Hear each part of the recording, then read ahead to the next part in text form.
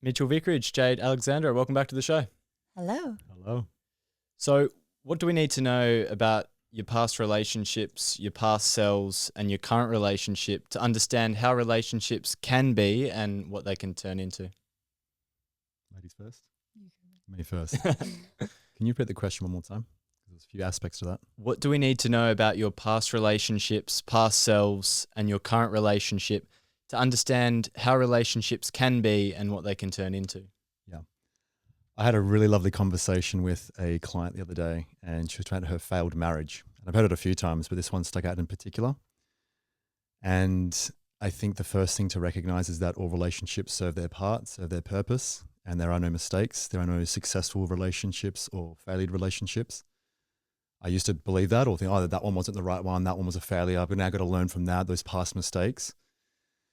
And there was a lot of self-judgment, of course, naturally, and becoming wiser and more mature and more grown now and understanding human behavior more, deeply. I've really come to learn that all of my relationships have definitely served, and they were just such a guiding light and such a mirror for me to grow and mature and evolve as they all, have been. Our current relationship has definitely been that as well. Never stops. And in short, I think that's the big part is your relationship is not to make you happy. The fantasy of Disney of happily ever after, to make me happy, and I need you to be this for me, and I need to fix and change you. I've got to change and fix myself. And when you learn that you're a unique individual and that your relationships are really about attracting parts of you that are disowned, that are unconscious, so you can integrate yourself and then grow in your union, is deeply fulfilling. Can be very confronting. As someone's like drinking 6 cups of ayahuasca, and we love it. And yeah, it's just such a beautiful, profound thing when you come to a place of realizing that I don't need you. I choose this union. I choose life. I choose being the student of wisdom and what is life here to teach me, and especially in relationship. And this one presently has been the most profound, eye-opening, awakening, powerful union definitely to date. So that's my first entry to that question. Yeah, I wanted to set up the foundations from both your perspectives. So, Jayde, what's your perspective on that? Your past relationships, past selves, and now your current relationship, to understand how relationships can be and what they can turn into. Thank you, baby. That was beautiful. Yeah, I think it's important to learn from your past relationships. Otherwise, you're just going to continuously attract people in that are representing the same things that you've journeyed in past relationships. So I think learning the lessons that particular relationship has brought you, and exactly as Mitch said, there's no wrong relationship. Nothing's gone wrong in a relationship. It's reflecting who you are at that point in your journey. And so appreciating that. I know my past relationships were perfect for who I was at that part of my journey, but as I've grown, you can either grow together in your relationship or you can start to grow apart. And I think for me, I'm so grateful for my past relationships. They served me so well, but I was growing in a different direction. And yes, you can grow with someone, but if someone's not on that particular journey with you, it's hard. And so when I met Mitch, we are just on the same path. And that's why we said yes to this, because there was so many synchronicities and there was so much balance and growth and so much yes. And I think when you're following those yeses, you get to grow together. What do you think about this social messaging around how your partner has to be the one to provide you with all of your needs? Who's saying that? No, but who's still saying this? I don't know what your content is, but yeah, totally. But there is this idea that our partner has to be, our business consultant, our mother, our best friend, our lover, and there's a lot of contrasting of these different roles. What do you think people internalize their partner's role as versus what is the most fulfilling role? Totally. I think you can be those things. Like sometimes I do consult as a business advisor, and sometimes I'm just a lover as a soundboard, and sometimes I even facilitate Jayde, and sometimes we're best friends, and sometimes we're absolute lunatics together, and it's great. So you're naturally going to wear many flavors and many positions or many roles. I think the issue becomes when, again, you've got some part of your psyche that's unconscious. There's some lesson to learn. There's some judgment you still haven't transcended or integrated. There's still a mummy and daddy piece that's going to come up. You're going to know about it because you'll keep getting triggered and you'll keep repeating a behavior again and again and again. This idea of the law of correspondence, you're just going to keep repeating things until you awaken and actually look within to go, it's not my partner making me feel this way. I feel this way when my partner does this, and what's in it for me with my partner in this dynamic. Because then you take out the credit and blame cycles. You know, how many times you want to point the finger, my partner's doing this, my partner's doing that. We don't look within. So I think different roles allow us to then have different awarenesses to what role we're playing in this dynamic, whether it's working, whether it's intimate, it's loving, it's fun, or it's resisting. There's where we're not seeing eye to eye. We're disagreeing, we're butting heads, we're having arguments. And then how do you, have conflict resolution? How do you grow within those roles, whether you're whatever cap you're putting on? So, some roles we play are great. Welcome to a relationship. It'll be dynamic. I think certain roles you may fall into or get trapped by are the ones where you keep noticing behaviors repeat again and again and again, and you feel like you're stuck or stagnant or not seeing eye to eye. Do you think it's also expectations that our partner's the one to make us happy? Yes. Can be, yeah. Yeah, as you were saying that, Egan, if I was putting the pressure on Mitch to be all those things for me, it just feels exhausting. And if Mitch was expecting me to be all those things, that's exhausting as well. And exactly what Mitch said, it's like you can be parts of those, but if you're expecting your partner to be everything for you, it's going to create first a disempowered version of yourself that you can't really find those pieces within yourself, that you're relying on your partner to be all of that for you. I see this a lot with the women that I work with. It's like they expect their man to be everything for them. They expect their man to be their best friend, their soul sister, their counselor, their dad. It's like all of these things. And I also get it. I've also played in those dynamics too. But really understanding that, yes, your partner can wear different hats, but it's not putting the pressure on them to be that and to do that.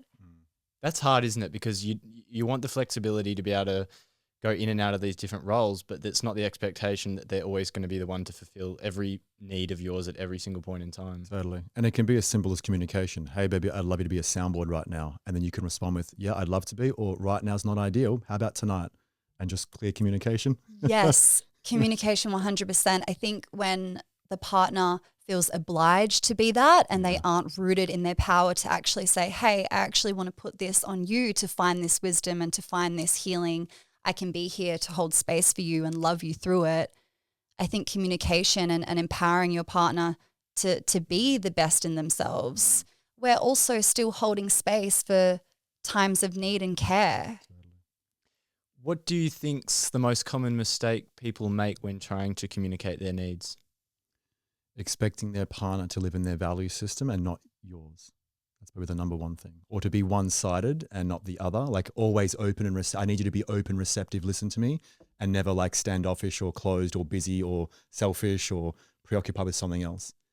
So if we have this, again, the expectation that I need my partner to be this right now, I've had a bad day and I need Jay to be this, I'm already imposing this idea of who I need her to be for me versus I would love her to be this way, but I can't expect that. So having realistic expectations. I wouldn't call them mistakes, as we know we had that conversation. I think just a lack of awareness, because the other thing is whether it's expecting them to be one-sided, always receptive and never closed or, again, preoccupied. The other would be that I need you to basically be like me, which is I need you to live in my value system and be like me. And that's where you notice the parts of your relationship where you're trying to fix and change your partner and basically get them to be more like you. You think you want that. You think sometimes men and women, because I know this myself, I wish my partner would be into personal development. I get that a lot from the ladies sometimes. I wish my person was, going to seminars and doing personal development and working on themselves when, they're into other values. And I said, are you sure? I used to be like that as well. Yeah, are you really sure? And I start to list, well, are you sure you haven't overlooked some of the drawbacks? Like they might want to compete with you and be argumentative and be opinionated and be right. And then they go, oh, yeah, actually, that would be a terrible thing. And they've kind of overlooked what it would actually be like if they were to live more like them. Because if two people are the same, one is not necessary. The yin and the yang, the idea that, yes, like attracts like, but you also attract your differences and they're your disowned parts. And come back to like your question about, what mistakes. I just think it's the unawareness or the lack of maybe a general sense of my partner is a unique expression of themselves. We are all unique emanations of God, universe, source, what do you want to call it? and we're individual like that. You're not going to change someone. We all know what it's like when someone tries to shove something down our throat, and it's like rack off or piss off. We want to be loved for who we are. We want to be loved for our expression. So trying to, just those two things I think are the most powerful. Expecting someone to be something they're not and trying to mold them, fix them, or change them, and having that unrealistic expectation because who you're dating is them. It's delusional to think you're dating anyone else. And the other is you're going to get both sides. Sometimes you'll come to your partner and they'll be deeply available, deeply receptive, deeply open, so ready to hold space. And other times it's like, babe, sorry, I'm just in psychopath mode. I'm busy. I'm preoccupied. I can maybe hold you tonight, or I just need you to go off and do your own thing. And if you keep that realistic expectation, you're going to be more empowered because now there's no pressure. There's no expectation. Yes. And I think just to come off that, having the maturity to also understand when your partner does need space and doesn't have the availability to hold space for you. Yeah. I know we've had that sometimes where I've come to you with some things and you've just had a massive day of work and you're like, baby, I actually don't have capacity or space right now. And me, I could go into my victim princess little girl of like, you don't hold space for me, meh, meh, meh. Or I can rise into my maturity and be like, wow, my man's just had a huge day. Can I actually just give him some space and then come to him when we're both feeling like we've got capacity? Yeah, take me into that. I think that's an important piece there of the puzzle where a lot of people don't know how to handle that situation. Take me into what that looks like practically in terms of communication and how potentially take me through what someone more unconscious, how that would play out, and then taking a more conscious, empowered route, that communication would play out. Totally. I just, again, think it's the unconscious part or the less empowered part is that, again, you expect your partner to be everything. If I don't have friends or mentors or teachers or myself, and the knowing that other people can hold me, I can expect things of other people, or I can just hold it upon myself to hold myself in space and maybe go hug a tree or sit in nature, journal, like do whatever it needs for a self-care practice. And also know that my partner's going to be there, but it won't be all the time. And just to not expect that her to be that one-sided. So to empower that, a little more is to just have more latitude, who else could I go to hold space? So it's not just my partner that I just expect I need them to hold me and I need to put this pressure on them. Could I actually just journal? Could I go do some breath work or meditation? Could I ring a buddy? Could I just go for a long 20-minute walk? Do you have any issues to solve with some carbohydrates and a nice walk or something? Like maybe a low blood sugar. And so instead of thinking you're having like an existential crisis and now like, quick, I need my partner to save me, to just like come back into yourself, think more, again, with like more latitude, like who else could I, in this moment, if I'm feeling vulnerable, if I'm feeling upset or I'm feeling enraged, who could I fall back on? Could it even be myself? Could I actually empower myself to go journal and just go sit with myself? And because sometimes too, we I think as a species, I think it's common, we sometimes want to avoid discomfort. And sometimes sitting with uncomfortable emotions is not comfortable. So learning the capacity to hold even that sensation, the uncomfortable feeling, and to sit with it and to inquire and introspect is going to heavily empower you. So that in times where you feel like you want your partner, you're not relying on them, you can hold yourself. My Jayde will know that too. She knows I can hold myself, and sometimes I want her to hold me. So just knowing that you're more empowered when you can hold yourself and ask your partner to hold you gives you guys way more breathing space. I don't then put pressure on her. She's not going to feel constrained and suffocated, kind of eerily and anxiously waiting, going, oh shit, if my partner's had a bad day, he's going to come to me. So I think it just gives you breathing room, breathing space, way more freedom, and way more, empowerment within yourself and the relationship. Yeah. And I think emotional maturity and self-responsibility is really important in partnership. And I can speak from more the woman's lens. We tend to emotionally dump on our partners because we think that they're supposed to hold us and they're supposed to be there with us. And this is why having women in your life that can hold space for you while we're moving through the emotional waters of our feminine. Your partner isn't there to be an emotional dumping ground for every little thing that's going on in your life. It can be exhausting. So where can you, one, hold space for yourself, and also two, go to some women in your life that would love to hear that or can hold space for you in a different way. And in saying that, it's important to know that you're in a partnership that you can bring something to, and it is going to be received and held with love, but it's not something that you can just dump all your stuff on all the time. That's exhausting.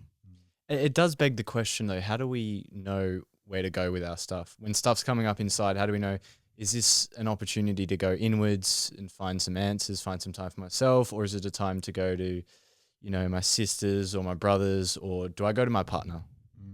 Yeah. Just on the back end of that, just before I answer that question, I was just going to say, ironically, when you know that you can hold yourself and your partner knows it, then they're actually way more receptive for when you do come to each other. So I wanted to kind of finish That on is that. true. Yeah, it's Yeah, like 100%. it's like I just trust that Jayde can hold herself. So when she does come to me, I feel so purposeful. I feel like I can't wait to hold her, and I love holding space for her, and vice versa. I'm not just wanting her to save me, Yes, and I think just to come off that as well, that's also that damsel archetype moving into more of that queen archetype. Like Mitch knows that I'm not coming to him from my damsel all the time. That's exhausting.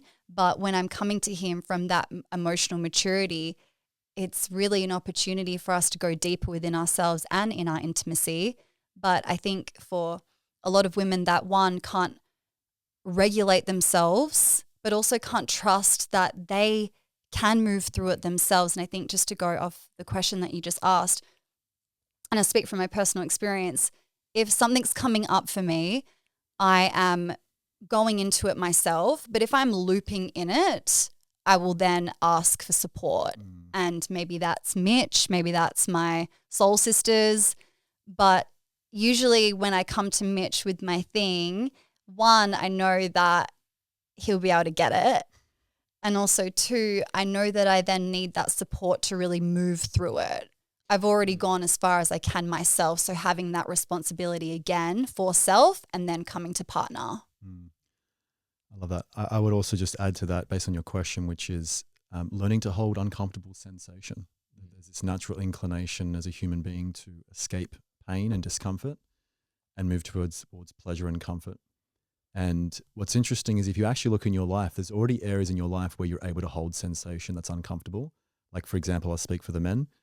If you go to the gym, like you're purposely going to a building to do exercises to be in pain purposely, and you're able to hold that sensation. The reason you do that is because on the other side of that is growth, whether it's muscle growth, tendon strength, pliability, explosive strength, whatever it may be. So the invitation there in like this analogy is like if you were to hold that sensation as a man instead of running from your emotions, in this case, like, a triggering thing, or I'm feeling anxious, I'm feeling down, I'm feeling depressed, I'm feeling angry, learning actually how to hold that and building your emotional muscle and learning to build sensation to hold uncomfortability and to stop running from it and trying to escape it. Because what you run from, you run into. It's that paradox of life. So even learning to hold that and starting to develop that muscle of emotional discomfort is going to end up building your muscle in the same way the 20-kilo dumbbell is always the 20-kilo dumbbell. You just get stronger, right? So it becomes easier. And so learning how to hold your rage, your anger, your sadness, your anxieties, your fears, whatever it may be, is already going to be empowering. Just learning, I can hold this. I sometimes even do that before I even do the method on clients. I'd say, look, I'm noticing that you're feeling probably quite anxious. Would that be correct? Yeah. Because I've learned how to read people. And I go, can we just sit in this for a second? And I want you to just not run. I just notice they fidget and they just want to escape this uncomfortability. And it's like just learning to be with your breath and watch the sensation. And then watch your mind go to, oh, I want to get out of here, and just like witness, like detaching yourself from your thoughts to know that you're not your thoughts. You are the awareness to your thoughts. Who's thinking the thoughts? And to like come back and separate out and to like rest back in yourself. I think that's like a superpower in the 21st century. People are so stimulated with phones. They're so stimulated with technology and stimulants. And that's fine. It's not a moral judgment. But part of that then kind of exacerbates that natural inclination to, I got to get out of here. It's uncomfortable.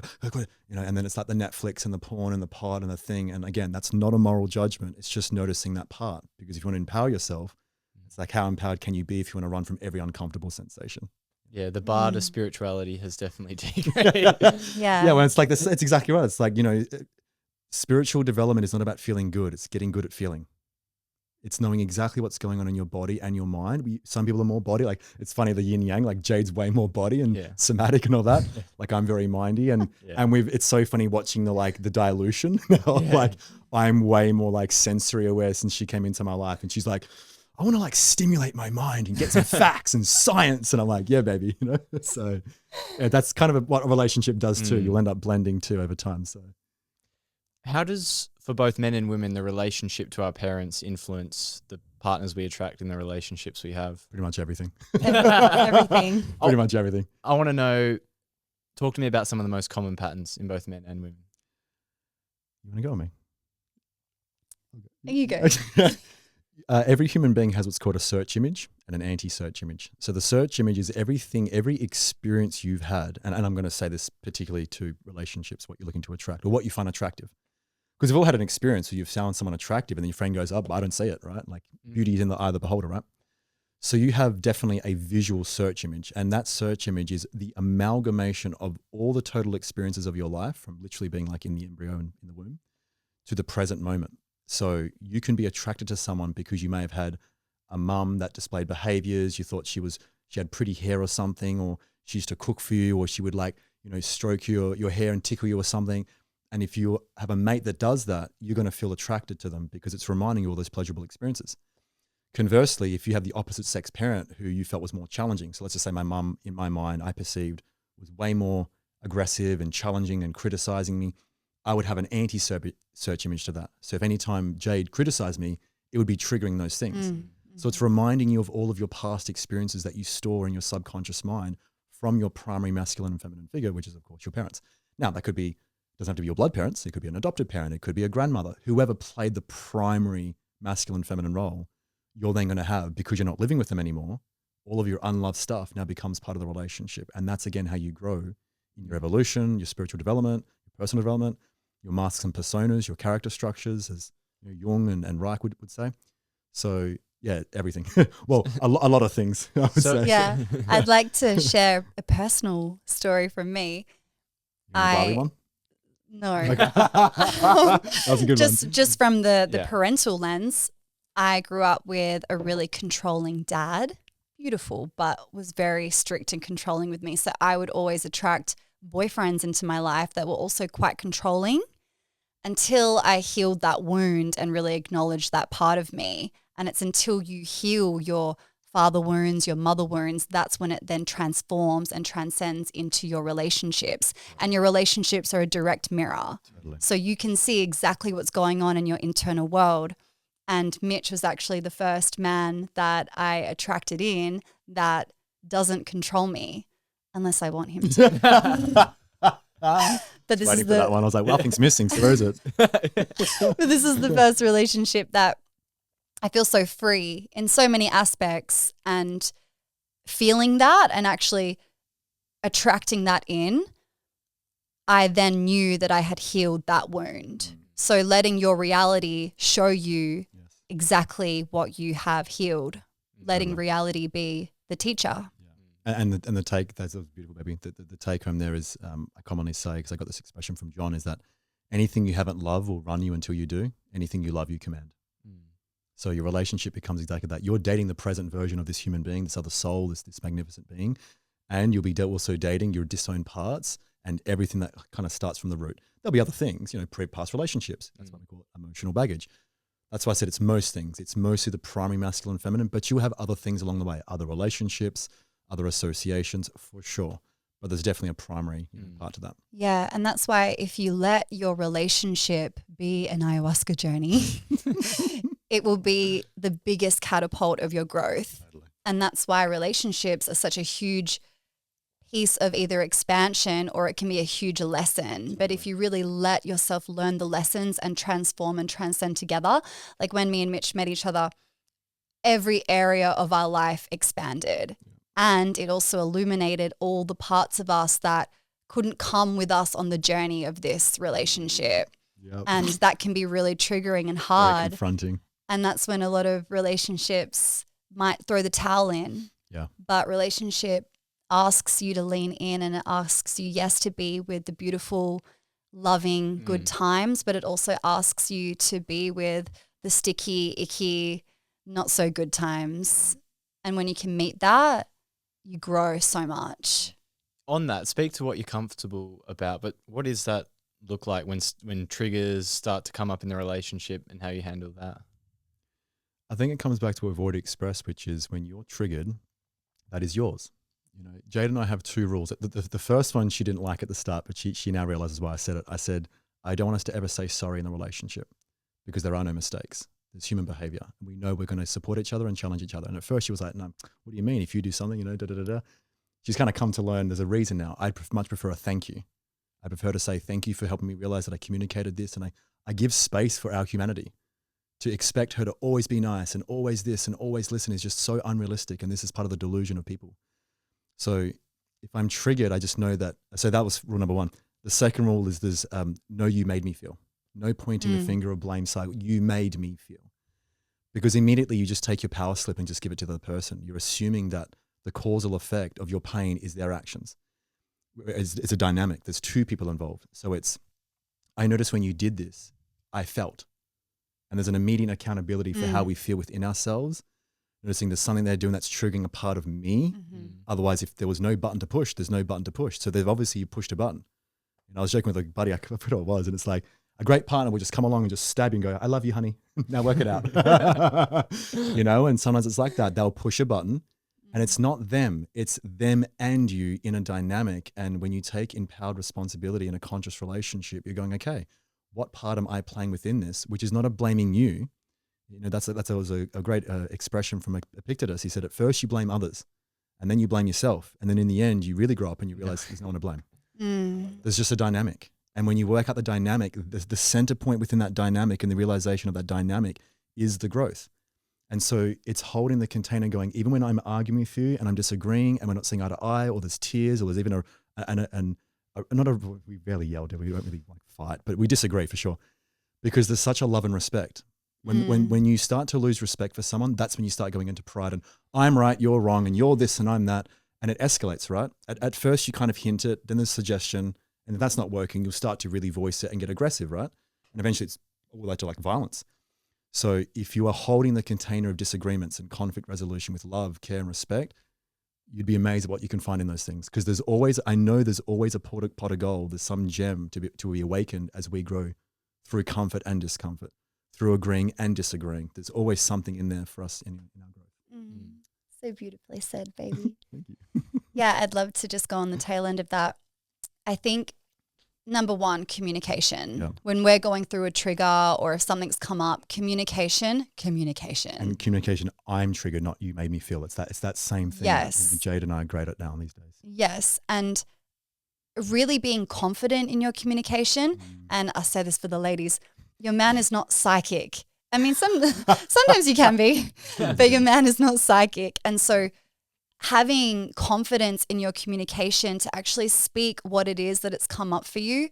And this is something that we are really good at, actually, to have regular clearings. And this is regular clearings of if something comes up for you, clearing it then and there so that it doesn't fester and build resentment. Because that resentment is going to trickle out into other areas of your relationship. And the more that you hold that, the less you're going to want to be intimate and connect. So understanding that regular clearings are really important and having the confidence to communicate what exactly that is from a grounded, mature place.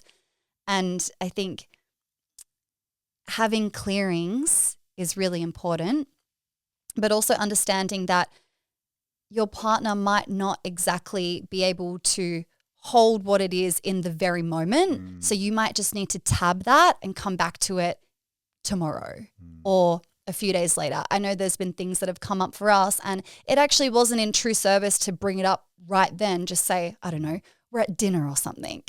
But I'm going to tab it and I'm going to bring it up later when we're in a grounded, more intimate space. And I'm literally just going to say, hey, babe, I just feel like I need to clear something with you. Something happened the other day and I felt this and it made me feel uncomfortable.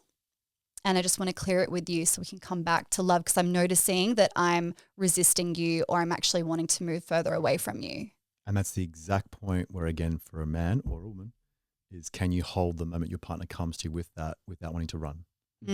That's where that part comes in. That moment of like Jayde coming to me and me now going, it's happened that many times now. I won't say that many times, but yeah, certainly enough times. It's been nearly 4 years that I just know that even if I do feel uncomfortable, I know, okay, there's a moment for growth now. There's an opportunity. I love this person and I care about her to listen and to learn and to grow. I'm not done in relationship. I'm not done growing. I don't know it all. I don't take the position of being right. So what don't I know? That was one of Ray Dalio's greatest expressions. What don't I know? And so if Jayde comes to me like that, there's like that precipice, that moment of like the pattern of wanting to run.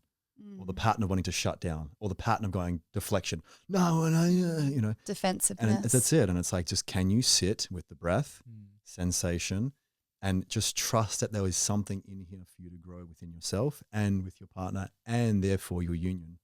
And that's how you grow together.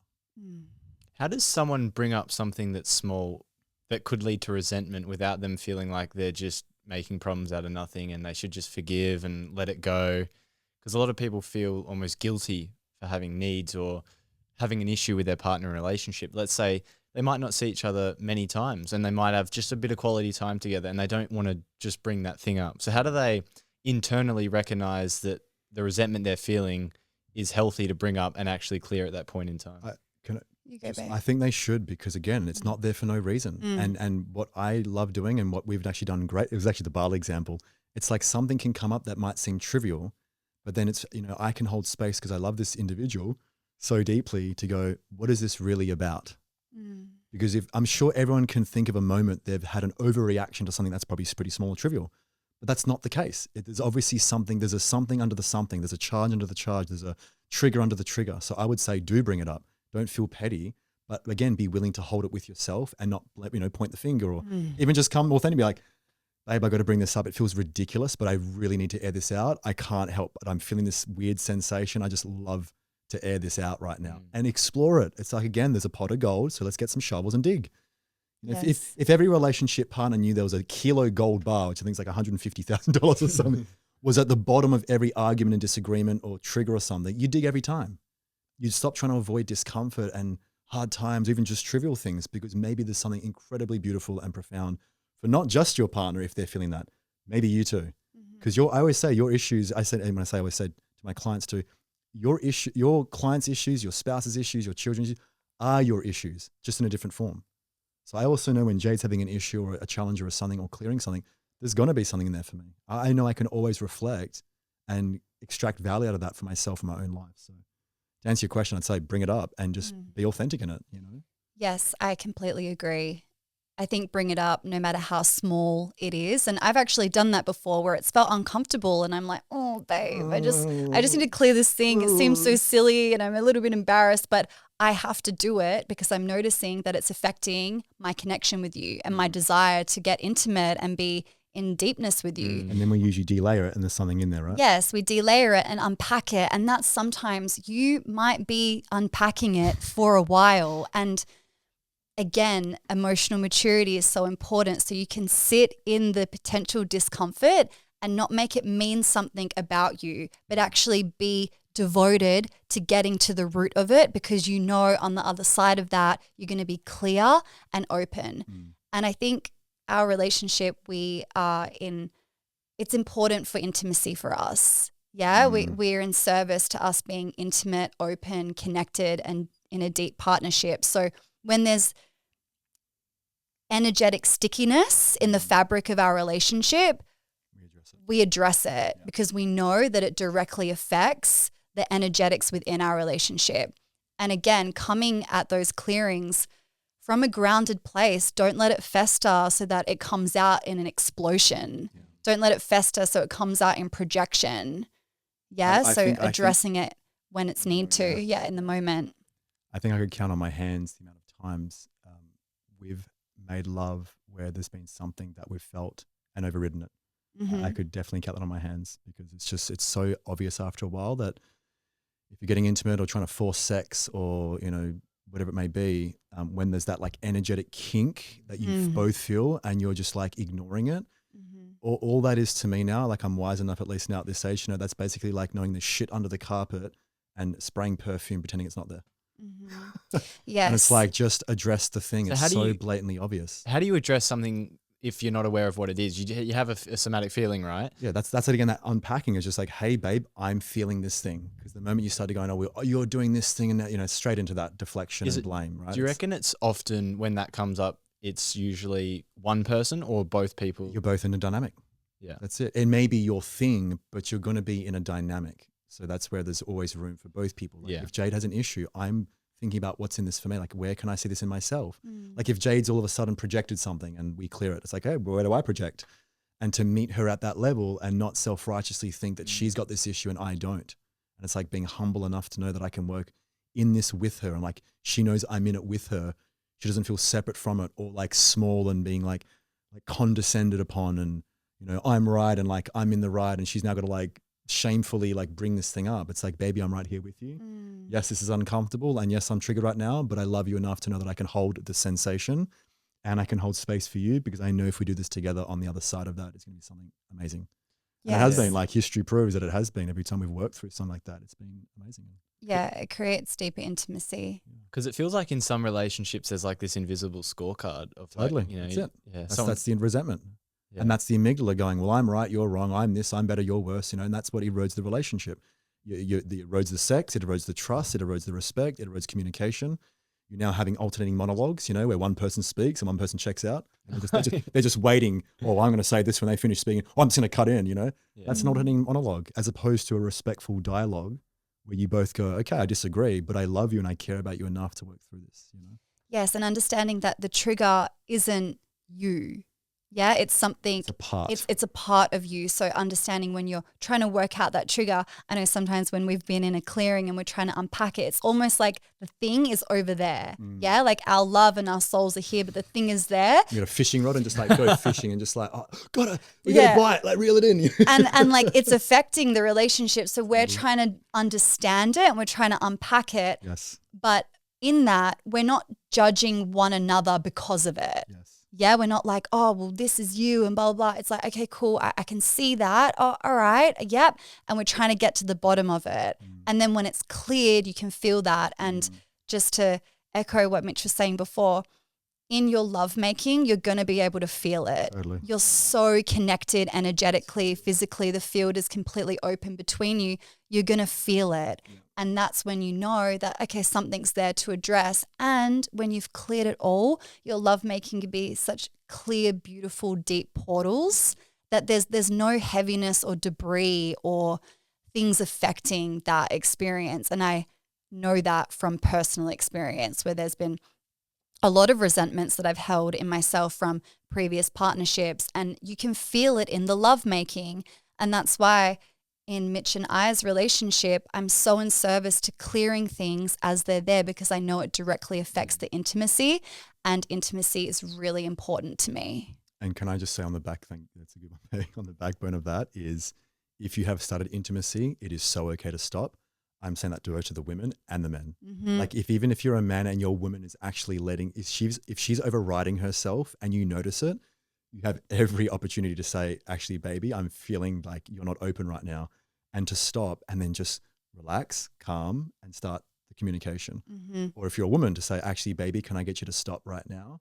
I'm feeling this, I'm not feeling open, and to not override your system, to listen to that part, because that's the very, again, doorway to deeper sex. And it's like for the guys as well, would you want forced penetrative sex where it's like a half in, half out? Or would you actually want deep lovemaking? And same for the woman, right? We both want beautiful, deep sex and deep lovemaking that like actually enriches you and like nourishes you and hydrates you. Doesn't just feel like a quick thing and I got to get my like tension out and a quick fuck and everything. It's actually something really beautiful. There's a time and place for that. Like, you know, we're very passionate in our sex at times for sure. And there's lovemaking, and both are great. And just one last thing I've got to circumvent all the way back is, you asked before, like, how would you do it? There is no playbook. I often say just bring in holy curiosity and just trust that you're both adults. Trust that you'll work it out with holy curiosity. I love that, babe. And to pause during lovemaking to actually reflect to your partner, I'm not feeling you right now, babe. Like, what is it that we need to address? Can be vulnerable. It can really, you know, but that's where that intimacy is built, because one, that attunement is so important, and it actually lets the thing that wants to be spoken into come to life. And sometimes you might need those experiences for it to be so obvious. Because at first it might not be. No. You're like, I don't even know what I'm feeling, but I'm just feeling something. Yes. And again, it's like, that's where holy curiosity will guide you. Because if you're thinking, okay, where's the playbook now? Because Mitch and Jayde said this thing, it's like, you're going to lose yourself and you're not even coming from your own internal resource place. It's like, just, I'm feeling this something. I don't even know what it is, but I need to let my partner know, hey babe, I'm not feeling myself right now. I'm off. I'm 5 degrees off to the left. Can I just have a breather for a second? Yes, and we've done that multiple times. There's been so many times in our relationship and our lovemaking where I haven't felt open, And I've tried to force myself open, and it's only gotten so far where either Mitch or I have actually said, baby, I actually just need to pause. I'm not feeling open and I just need to breathe and be with you. And there's been times where Mitch has been like, okay, baby, what do you need? And I'm like, I actually just need you to hold me. I actually just need you to hold me and breathe. And it's so beautiful when you can give those parts of you time and space and reverence. It's only really been a few moments until my body is open again, but it needed that safety and that acknowledgement in those moments. And that's the thing too, the more attached you are to the sex, the harder that's going to be, right? Like the more you actually love sex, which means you're not attracted or repulsed, you're just actually neutral, you're able to pause without that, like, no, I need to have this, you know, like that hungry beast that wants to take over. You're actually able to sit with just, I don't need this right now. What I actually choose and want is love or intimacy or care or nurture. I know I have my needs, that may be true, but the more you're attached to the outcome, which is whether it's performance, ejaculation, orgasm, or I need to like get this sex, I'm stressed, whatever it is, the less attached you are to it, the more space and freedom you also give to it. And that's the paradox again. That's why, again, it's like whatever you chase runs away, right? The more you cling, the more it's like catching water in a sieve, straight through, right? Because everyone talks about transactional sex in casual sex, but it shows up prominently in totally in relationships all the time. Because it's like we all have these internal things and we get the relief from that story that we're writing in our head because, you know, we have sex and it soothes that part of us psyche. We just assume it's just casual sex, but it happens in relationships. Yeah. Totally. You're still a human being. You just decide, hey, I'm going to spend a journey with you now. Yeah. It still happens, totally. Yeah, even the idea of a relationship's quite funny when you think of it like that. Like, what's the difference between casual sex with a stranger versus someone you know? Totally. Yeah, interesting. Talk to me about boundaries. I think this is we sort of alluded to it before, but there's a lot of talk in relationships about, you know, what my partner can't do, what they can wear, you know, what's cheating, what's, you know, being attracted to other people. This is a hot topic for people in relationships to navigate. What do you think about boundaries to start with? I think boundaries are insecurities. I'm going to say what most people, the big myth. Oh, you need your boundaries. Be willing to stand up for yourself and have a voice and what you're willing to tolerate and not tolerate. I don't consider those boundaries because what a boundary really is saying is that you can't handle that part of someone's human behavior.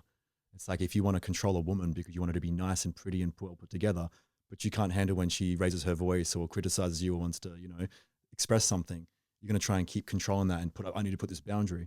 And all it demonstrates is your lack of power and insecurity. I invite people and I encourage people to rise into, again, understanding what arises within them in a relationship when it's uncomfortable, when it's maybe not what you want or what you expect. It hasn't matched the fantasy of like, oh, I want you to be this way, and it's actually appearing it this way. Because how many people in life right now listening going, yeah, I really thought the relationship would go this way, and then bang, I got smacked in the face and this total thing just came up for me. And if you don't leave room for that, you're unadaptable. So that's kind of my like foundational stance. And I'm just, it's probably semantics too of like what I think boundaries actually are underneath people's language versus like if Jayde's, you know, projecting or doing something, I'm not just going to go, oh, well, like, you know, I'll say, babe, like pipe down or something, or, you know, hey, like chill, like what's up, you know, and I'll stand up for myself and empower myself. I won't just let her override me. But I don't see that as a boundary because then a boundary to me is I'm trying to push you away versus you're doing a behavior that I'm wanting to hold right now and shine a light on. I'm actually inviting it in. I'm not trying to push it away and push her away because then I alienate her. We start a disconnect. You know, there's a boundary. It's exactly, you put boundaries between each other. I don't want boundaries between my partner. I want us to feel empowered as sovereign beings, as souls, as human beings who can communicate regularly with respect, love, and care. So I just wanted to start with that piece. Yeah. You want to add to that, or? Yeah, I just want to say when Mitch stands up for himself, if there's a piece coming up, it's hot. I'm like, oh yeah. It's like that dark masculine that has a voice and that has that strength and that sword to stand up for himself, and it like just annihilates any princess damsel dynamics that might be playing out. But it's not like I don't want it, and like, you know, it's not this insecure, deflective, disempowered reaction, you know. Yeah, I'd love to touch on what you said about the attraction piece. I think it is pretty silly to say that you're never going to be attracted to other people when you're in a relationship. And what I really love about Mitch and I's relationship is we appreciate beauty and we appreciate the aesthetics of someone, and we can voice that to each other, but there is also a line with that. Like we don't overcross a line, but we can appreciate beauty. And that to me actually makes it feel really free. I think in relationship, if there's so much emphasis on, no, you can't look at her, no, we can't comment on her, and like all these things, it actually feels very restrictive. And that's when things can come out in a shadowy way.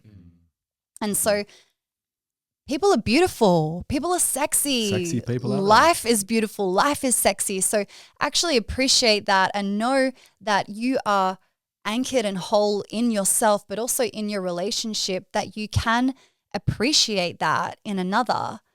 And just realistic expectations. Yeah. Like if you're planning on having a long-term relationship, to expect that you're not just going to be attracted to your partner all the time. You're going to be attracted to your partner because that's why you choose them. I think my partner's the most sexiest cat in the jungle. and I'm absolutely, so, I'm enthralled and enchanted by her beauty. And there are other beautiful people and we expect it. And to like, again, have this boundary between us of like, oh, I can't look at anyone else. And it just disempowers you. It'll drive you nuts. And like Jayde said beautifully, it's probably going to come out in shady ways anyway. Because whatever you repress gets expressed. So if you express it, there's no need for a repression, which is a bit like a beach ball underwater, right? So the more you're trying to like deny yourself or maybe looking elsewhere because you put this like unrealistic rule in your mind that I can only look at my partner ever, and if I do this, I'm a bad person, you're going to constrain yourself. You're going to really repress that part, and it's likely to come out in a shadowy way. And I think, again, the other thing that I think dovetails what you were saying is the more empowered you are and the more secure you are in yourself and the more you actually truly love your partner, which is not attachment. Love is free. Love is unconditional. Not, don't you love me? You should be doing this. That's a conditioned love, right?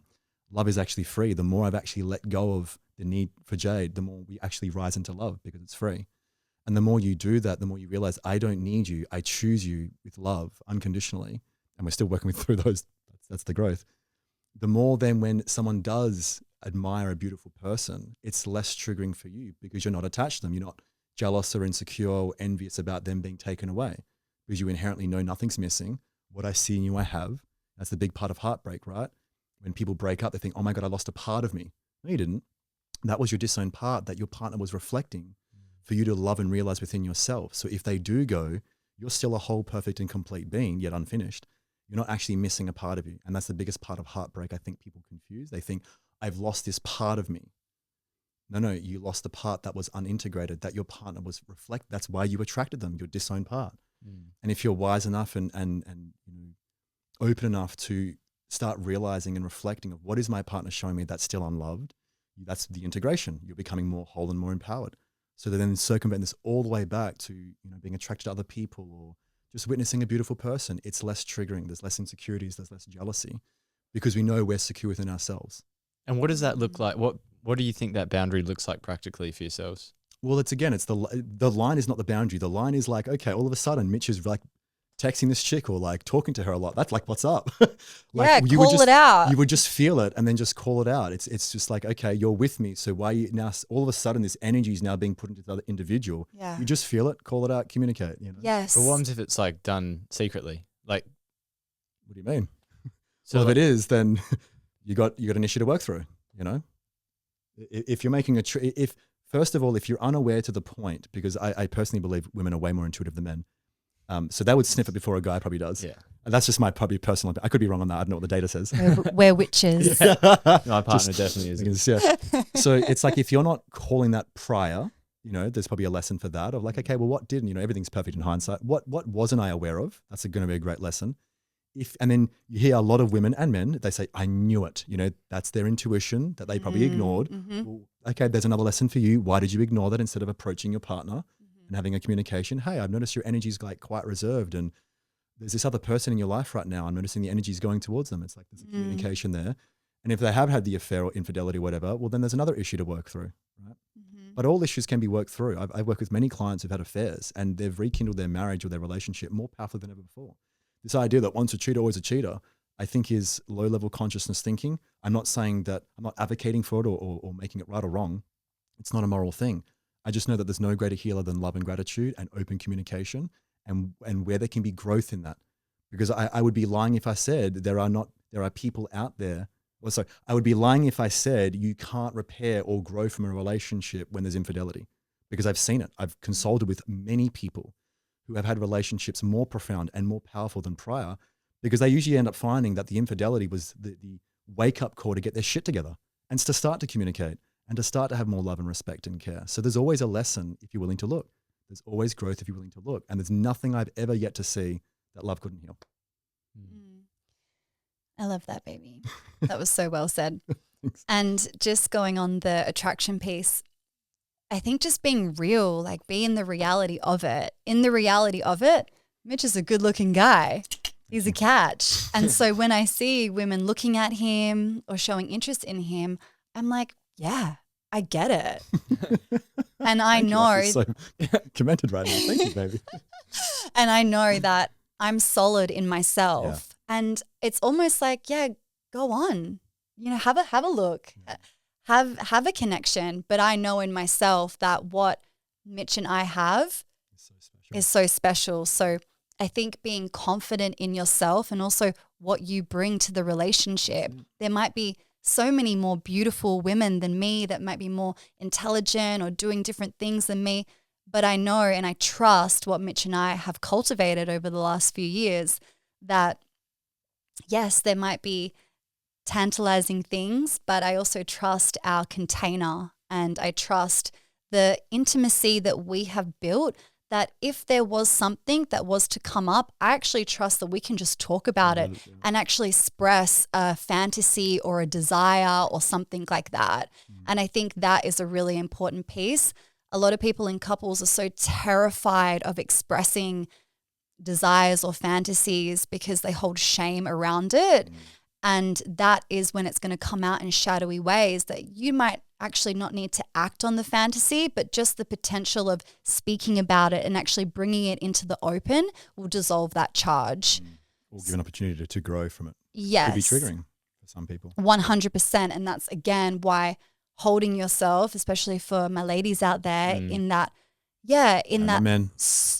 in that solid mature, of course, and the men, but holding yourself in that maturity of okay, can I hold what my partner is bringing to me right now? Because it might be really uncomfortable, but sitting in the fire together is where that growth is.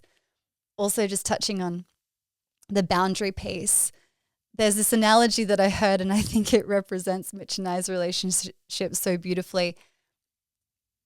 It's like our relationship, Mitch holds a huge, vast yard for me, and I'm just like this wild horse that like gallivants through this wild, vast yard, and he loves me wild. He loves me free.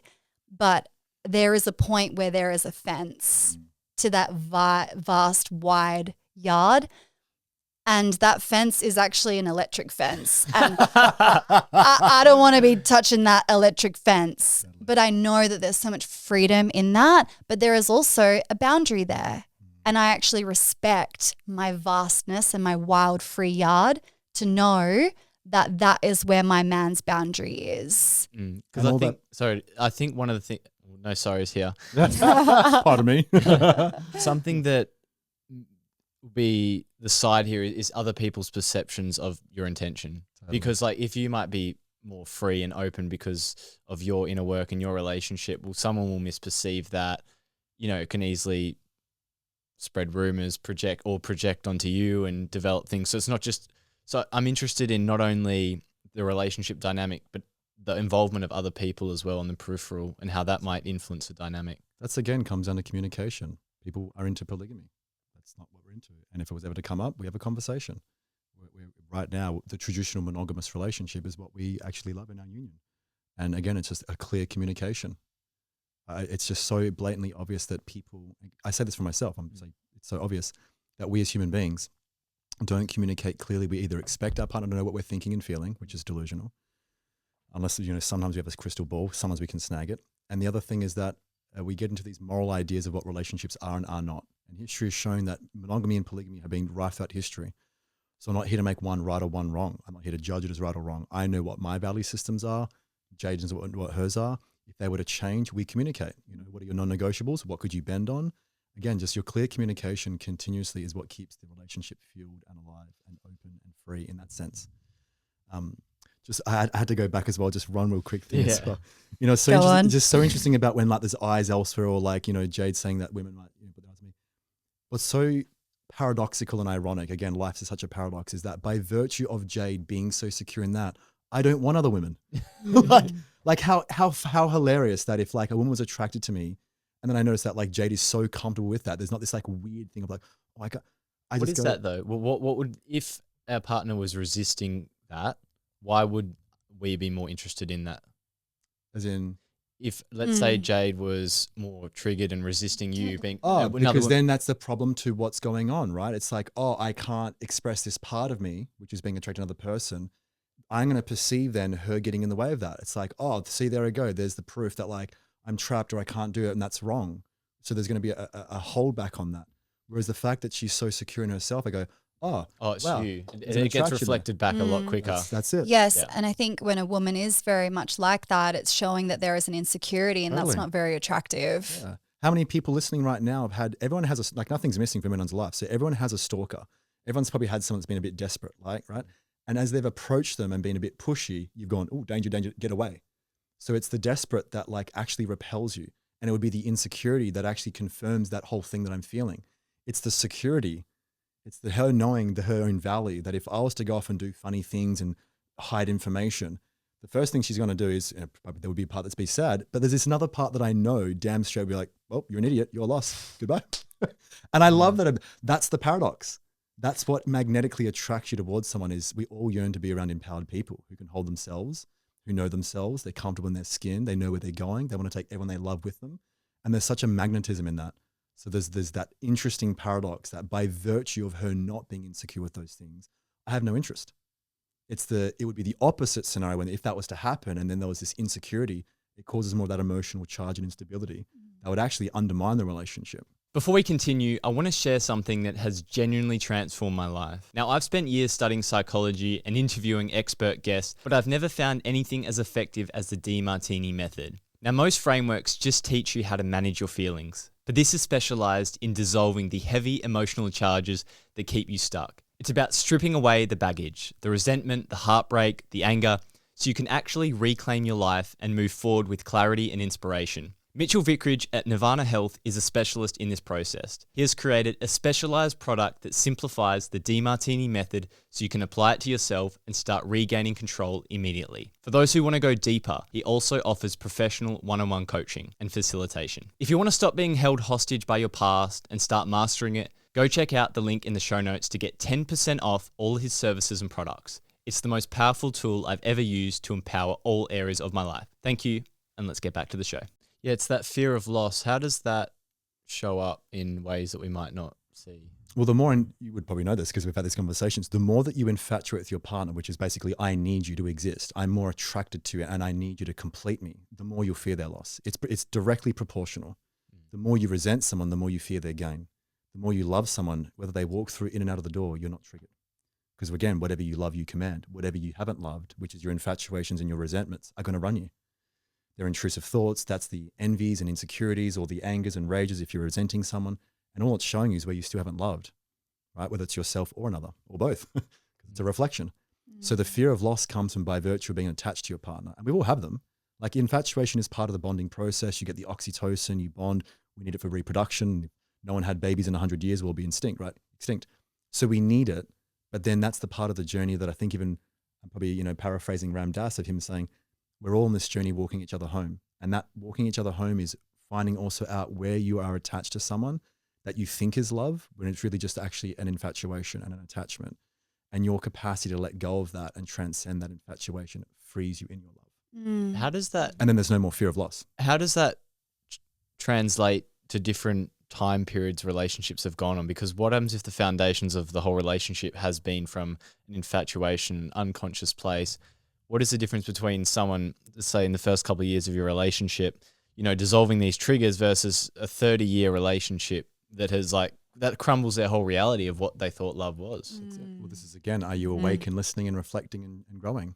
Because if you're not, you're going to keep repeating those. You're going to live with a constant anxiety and a fear of them leaving you. It'll be in the back of your mind. You'll be at your job at the desk and you'll be thinking about them leaving you. You can do that for a week, a year, 30 years. It's ultimately still there for you to wake up to, right? Going, wow, I'm feeling the loss of someone. that must mean I'm attached to them, right? There's some sort of attraction that I can't let go of, and I need you to complete me, or I need you to match my fantasy. That's why in long-term relationships, there's a deepening of your love, because you transform that infatuation, which people confuse with love. It's just a dopamine, googly-eyed, rose-tinted glasses, right? We've all been there. You will deepen into love, and that's where the freedom actually arises, because you realize that what I see in you, I am, I have, I've done, which is true intimacy. Into me, I see you. I know that what I see in Jayde, I have, I am, I've done. And so nothing's missing. And so you actually start to collapse and dissolve that infatuation. And what emerges on the other side of that is a deepened love. And that's why it's more free. And whether I go, Jayde goes, someone dies, I'm sure it's going to reveal some things that we don't even know are there. I can't say we know everything about each other. How boring. Of course, we're going to find out new things we resent, things we dislike, despise, things where we're still in attachment. That's called the growth in the relationship, right? And you're going to know that pretty immediately if someone was to die, right? That's a pretty, it does in a car crash. It's instant. And that would bring it up, right? You may not even be aware of it. Or just ask yourself, how would I feel if someone was to leave me, if my partner was to leave tomorrow? If your reaction is, let's bring it up, right? And then it's like, can you then inquire into what parts, it won't be all of them, what parts are you attached to? What have you not integrated? What is your partner showing you that you have got to cling to, that you need? I need you, which thing going to put the expectation and the pressure. And it's catching that, becoming aware of that, finding it in yourself, just reflecting, where do I have that? And then that builds what builds the intimacy. And obviously I could do the Dear Martini method and it's work someone in that, and that's this podcast.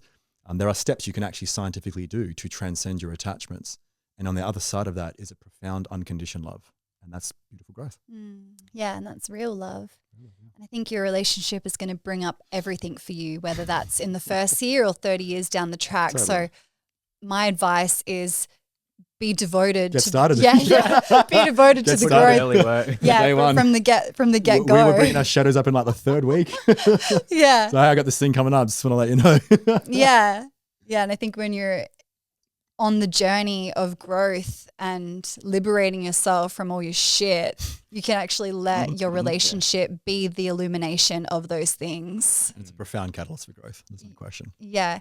Again, I just want to touch on that question that you asked before about how can you still be in your freedom and your wildness, but how that might be perceived by others. I think it's really important to say that you can be free and wild and really be in that vast yard, but still be clean with your energy. Yeah, so no energetic leaks. Mitch and I don't have energetic leaks in our relationship. And so I think freedom doesn't mean that you're implying that you sleep with 10 minutes. Yeah, need to be with everyone. Freedom is your state of being and how you feel in your body, and also how you can feel in your relationship. So I just want to touch on that. It's important to know that energetic cleanliness and having a tight container is important, that you can be free and wild, and that doesn't mean or implying anything to anyone. And true freedom is the combination of both. That's why Jayde beautifully said, I can free my thing, but oh shit, there's an electric fence. True freedom is actually the integration of freedom and constraint. And if you're addicted to freedom, like Jayde had definitely a little bit more of an infatuation with freedom. And then so I brought in the controlling part. It was to ensure that her true freedom came from knowing that constraint serves and freedom disserves. Well, they both serve and disserve. And again, you integrate both sides. So like her true freedom is kind of like that thing. I can gallivant anywhere I want. And there's an electric fence right there, right? And it was funny because I was really infatuated with my freedom. But what I then realized was that my freedom actually had me in shackles. That's the paradox. So I actually wasn't free. I feel like with this though, it's really easy for people to not be certain of the cleanliness of their energy though, because it's really easy to masquerade as, I'm spiritual, I'm doing the work, and then we can self-justify these very unconscious behaviors that we do. We might be, out socially, and we might think, oh yeah, we've had a conversation about being more free, and then we sort of leak out that energy. How is someone going to be able to tell internally if they are leaking out that energy? I learned a long time, go by people's actions, not their words. Be in integrity with yourself in the relationship. Yeah. And it's actually really simple. Yeah. It's like people, I think, have maybe again through stimulation, modern day, I certainly know for myself, that was my case. I was so disconnected from my intuition. Your intuition's your guiding voice back to love and authenticity and truth, the love of the heart, the love of truth. Refining your intuition is like training muscle in a gym. you know, like, you know when something's coming up for you. You know when there's a leaky energy. You know when something's feeling a little bit, just feeling this. And it's like, again, if that's the shit that you put on, I'm just going to call it shit, but that's, it's your magnificent shit. But if you put it under the rug and then just spray some perfume, every time you do that, you're building it up and you're ignoring your intuition. You're ignoring the part of you that's the guiding voice that's trying to reveal to you what you're unconscious to, what you're feeling, but maybe you're ignoring, what you're not expressing and communicating, maybe out of fear of loss. Many women and men do that. They're infatuated with parts of their partner, which so they fear their loss and they'll repress that part. But that's only to your own demise. It's not their issue. That's your issue. And so again, it's this whole idea of like, well, if you what happens if you say something, but then it's something else? Well, it's like, how obvious do you want to make it? Again, I don't go by people's words. I go by their actions. And I go by the attunement to people's energetics, that, they feel their frequency. We feel things. Everyone knows they've been in a room. They're going, oh man, that person feels way off. Like, what are they feeling? They're field. The Heart Math Institute, we've recorded that they can extend the field. They've measured it out to I think it's to 6 meters. We feel people. We feel intention. There's an attunement that we all can actually train. When someone says one thing and they're lying through their teeth, well, that's up to you to start developing that, attunement and that realization. Go, hey, you're saying this, but I don't actually feel this. Like, what's up? Yeah, and have the confidence to bring that to your relationship. Totally. And, for my ladies, you can feel. Yeah. So having the confidence and the direction to bring that to the relationship with no fear of it potentially crumbling the relationship, because what you're looking for, how you want to feel in relationships. So if you're feeling that there's energetic leaks, and exactly. So bring that to the table and let it be either purified in the fire of your relationship and transformed into deeper intimacy, or let it crumble it and actually be okay with that. Even just like a practical example, I remember like La Cabana, it was like 2 years ago or something. There was this like cute girl that was like semi-flirting with me, and I just entertained it in such a playful way. And then it was like 7 seconds to 10 seconds, and then it was like, done, goodbye. And then again, it's that part that if you repress that, and it's like there's this like trap, I may then shadowy, want to entertain a bit more and start looking at her, and then like leaking up, because again, there's this like restriction or this repression that now gets expressed in a shadowy way. The fact that like I can just appreciate that there's someone that's like cute, flirty, have a playful thing, but stay so solid in myself because I know who I love, I know who I choose, and then be done with it and just have a beautiful interaction with another human being, and then back to my lover, back to my relationship. And that's what I think you're talking about in terms of like a freedom. Like, it's bound to happen when you just lock eyes with someone for 5 seconds and it's like, wow, they're just incredibly beautiful. And then I go, oh, I've got a girlfriend, and that's going to start festering, and you're going to start repressing that part of you, and you're going to feel like you're in shackles, and it's probably going to blow up like a beach ball under water or a volcano. And you'll probably then do actions that are more volatile and unconscious and ungoverned versus just your governed part that can hold it, feel the sensation, be with the interaction, and then be done with it. And to just know, this is who I choose to journey with, like, this is who I love. Yes. And I think there's so much demonization towards flirtatiousness, and flirting is such a playful, beautiful thing to be with. And it can be distinct from sexuality as well. Yes, you don't have to act on it, but you can be in the flirtatiousness of life. Mitch and I are very flirty people with each other, with our friends. And so exactly what you said, if someone is showing you interest, you can be with that in maturity, but also meeting the energy, but that doesn't mean that you have to act on that or go past a certain line. And I think that comes down to attunement and responsibility. But you can see how this would only work with 2 people on a similar level. Totally. For sure. Hence alignment. But you want to match. If you're infatuated with your partner and they're up on a pedestal, you're the underdog.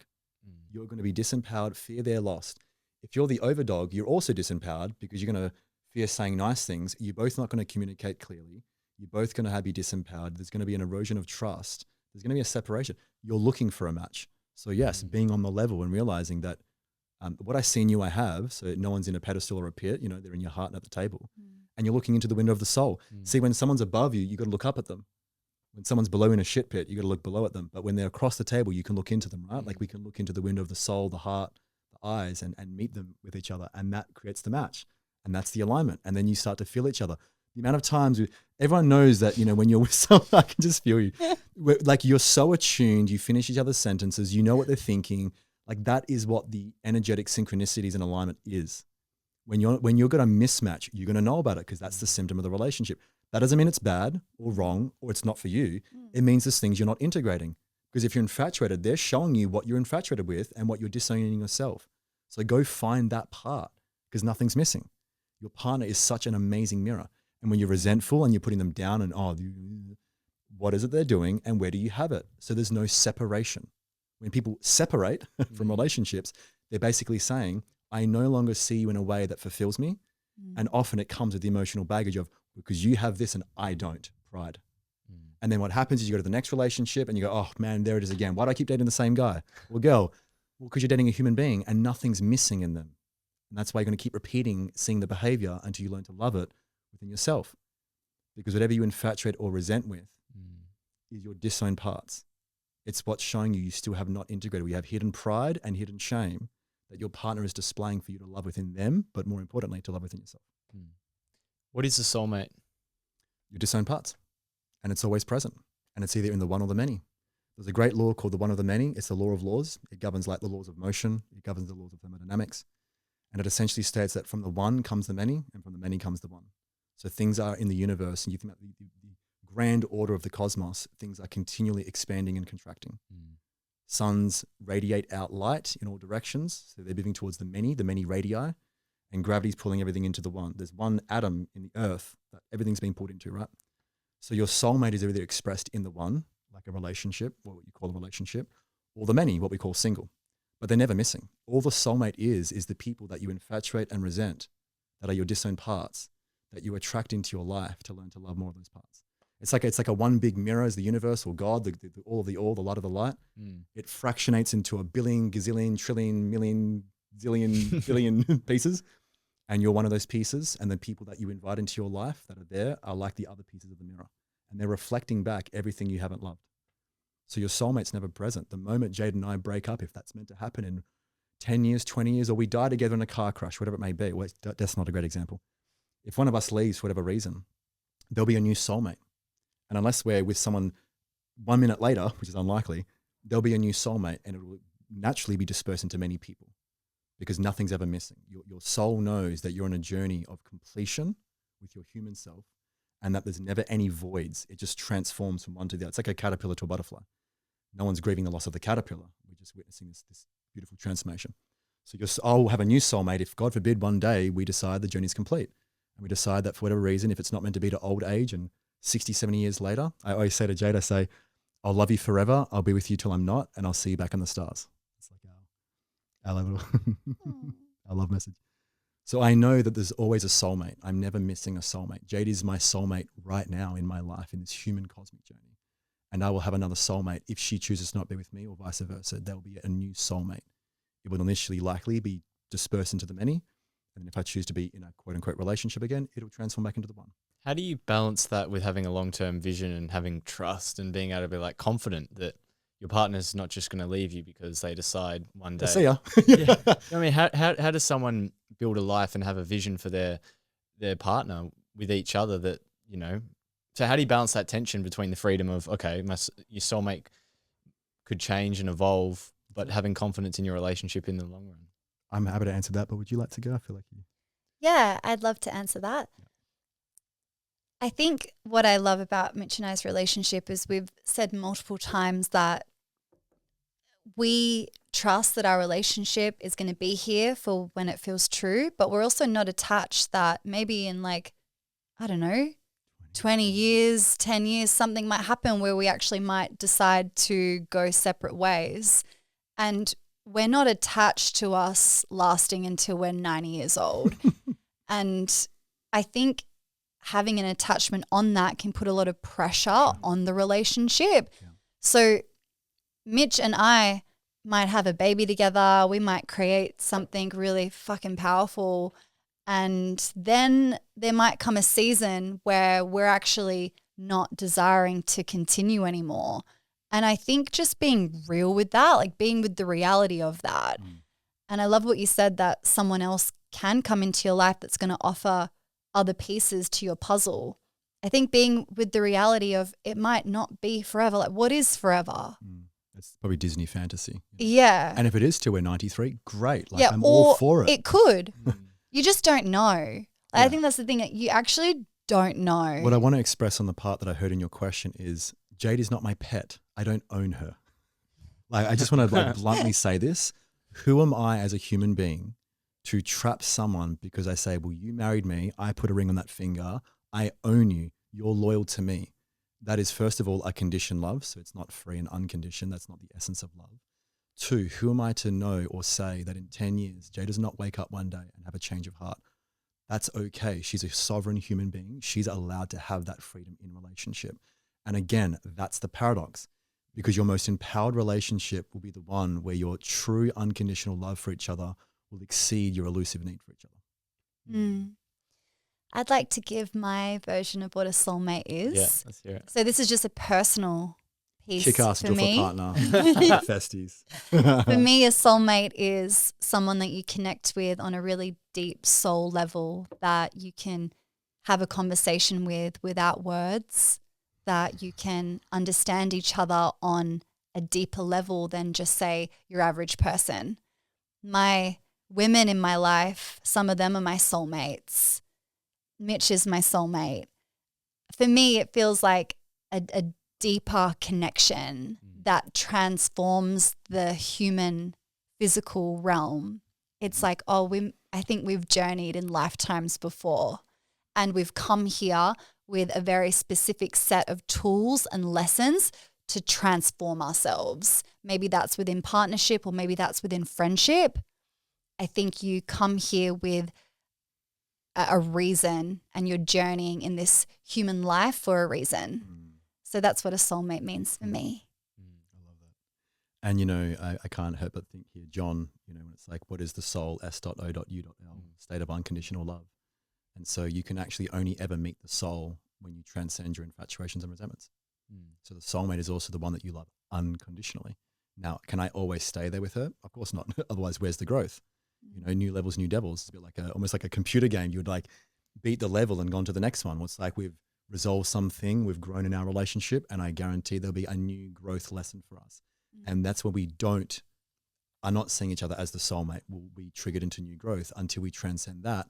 And that's like meeting the soulmate. And so very often I kind of think to myself that I'm here to meet my soulmate, which is myself, because when you meet the soulmate, you realize there's no border. It's the idea of self and other collapses. That's when you're having lovemaking, the idea of two bodies dissolves. Like I've had moments with Jayde where it feels like there's nothing but one. So that's, again, the transcending your own self to the essential self, which is like the all, the light of the light, the one love. And so it's like you have moments of also re-meeting your soulmate. And I can feel and remember the times where I feel like I've been in that state of equanimity and that like unconditioned state. And can you stay there? No. But can you return there and remember? And that's why I think you also build. That's what the trust is. I just replace the word trust with expectation. I can expect us, based on our last 3.5 going 4 years together, that we've built this profound, beautiful journey of continually re-meeting each other as in the soulmate, instead of unconditioned love, where the idea of Jayde and Mitch collapses. It's just like it's one love, and then we go back to, you know, just being ourselves as two bodies, and then we'll get along and then fight, and then boom, you know, it's like continually coming home back to the heart and remembering that I love you beyond all judgment. Do you notice that there is a lot of, especially in the like personal development, entrepreneurial world, there is a lot of people who become very focused on themselves. What shadow do you think they might be missing in the sense of especially I want to talk to the male archetype here, because there's a lot of men who focus on themselves, just making money, entrepreneur. What do you think they misunderstand about what a relationship can give them? Because they think that money will be the thing to make them happy and complete. They'll get all the women. What could they be misperceiving about that? I think to remember that if you're getting into a relationship, you're getting into a human experience where you have another person to consider who has needs, who has a set of values. And if you're not willing to meet them, it's no different to business. It's so hilarious you say this example, because let's just say, let me digress. You run a business with customers, and let's just say you run a hardware store. Classic example. And all of a sudden you notice one day, instead of your customer walking into the regular customer walks into your shop, they keep walking into the new other hardware store. You would never say, oh, how dare you cheat on me, and go to the other hardware store. If you're an entrepreneur, you'd be going, what is it that they're offering or that I'm not, that they're choosing now to go to another hardware store? And so to just know that you have a partner, if you're not willing to meet their needs and appreciate they've got a unique set of values, and they may want certain things in a relationship because different people want different things in a relationship. Some people really require a lot of affection, others don't. Some people like a lot of sex, others don't. Some people want a lot of dates out, some don't. So just to know who you're dating is going to be their set of values. And the sooner you can understand who you're dating, which is their set of values, not yours, hence come back to that conversation of trying to, why is she always like this? Because that's who she is. What do you mean? And she's not always like that. She's like that at a certain moment in time. So you essentially have a customer. I'm going to make this really bland, but it's also beautiful. You have a customer. If you're not meeting their needs, if I'm not meeting Jayde's needs in the way that she feels she wants to be loved in her values, I'm going to lose a customer. That's where the distance starts, the arguments start, we erode trust, the sex starts to start, we don't see eye to eye. Because I'm going, well, I want a relationship, but I need you to be this for me because maybe I am too distracted by my work and I'm not considering another human being's needs. So I don't know if that like answers the question. It's like knowing that you're with someone who has needs and a set of values, and if you're not willing to meet them, don't expect the relationship. Or don't expect them to be meeting you in the way that you think you want if you're not even showing up for them and to meet them in that, as well as meeting yourself. That's why I liked the John's framework of careless, careful, and caring. I love that. That's it. Can you quickly explain that one as well in relation to values? Yeah, totally. If you're self-righteous and you think your values are more important than your partner's, if I think all of a sudden like what I do and my coaching and my DMartini this and my is better than Jayde's dancing and her life, I'll become self-righteous and talk down to her. And that's where you're careless. You're basically walking on them. If I'm infatuated going, oh my God, she's amazing and I'm not as good as her and I pedestalize her, I'll be careful walking on eggshells. But to again, see eye to eye and to be in love with the soul, the equanimity, to have harmony and intimacy, you have caring because you care enough about them to whether to support them or challenge them. And that's how I love her. Like she said before, it's hot when he pulls me up or like, puts the foot down or something. Like I'll sometimes challenge her and I'll sometimes pull her up or I'll sometimes like humble her or something. I will challenge Jayde. And she will do the same for me and kick my ass sometimes. And that's actually how you love someone. Love is the fusion, the synthesis of those two polarities, support and challenge. And you have this idea that I just want a nice guy. No, you don't. There's actually, you guys can look this up. There's a lady who divorced her husband because he never fought with her. And really ask yourself, do you really want a nice guy? Do you want someone who's always agreeable, always propping you up or gassing you up, always being kind? Would you want that, baby? So to be caring, to really care for someone is to sometimes give them the stern love we talk about and sometimes kick their ass and not save them or just be overly nice. That may actually keep them stuck. You may be doing them a disservice and now you're being actually careless. To care for someone is to know what's not an actual projection, but rather just calling a spade and seeing where that person's maybe stuck, where they're self-righteous, and whatever you need to do to love them maximally is going to be whether you support or challenge them. And that's the true caring. Jayde has actually cared for me by someone's going, grow up or wake up or pipe down or whatever the thing is and actually kick my ass. And I actually feel her love in that. I feel her care in that because it's not some projection. Fierce love. Yeah, it's not a projection. It's not some damsel in distress. It's actually the part of her that wants me to rise into the most powerful being that I can possibly be. And I know she's not going to love me by just being nice and a pretty little thing. That's ridiculous. And no guy even actually wants that when I ask every guy about that. And the same for the women. You want someone who is a match, who is willing to call you forward and call you to rise when you're basically, I'll just say bluntly, fucking around, or just being a bit like of an idiot or holding yourself back or playing safe. They're going to call you forward on that. You want that. That's a great partner. And you want them to be tender and soft half the time. And if you guys can play between that, you can have banter, you can criticize each other, you can praise each other, you can lift each other up, you can pull each other down, you can back and forth in freedom because you love each other. See, because you won't do that when you're infatuated. You'll fear criticizing them because you have a fear of loss of them. Why do we perceive love to be only support? Because we've been just brainwashed by Disney. Blame Disney. God damn you, Disney. And how ironic the genre is called fantasy. Yeah. It's the function of the amygdala, as you know. It's the lower mind. The lower mind is trying to survive. And by virtue of surviving, as we did in the wild, we would need to seek prey, which is food and consumption and pleasure. And we would need to avoid predator, which is pain and being eaten and killed. So there's a natural tendency and a sway and a skew towards the one side, which is pleasure and infatuation. But love is the synthesis of both. The higher mind transcends the prey and the predator. It transcends the pleasure and the pain. There's a synthesis of both that emerges and it gets birthed when you embrace both sides. So we confuse pleasure and infatuation with true love, a true love, not a puppy love. Baby, what's that quote where it's like, go something, but go together, you go further? Oh, if you want to go fast, go alone. If you want to go far, go together.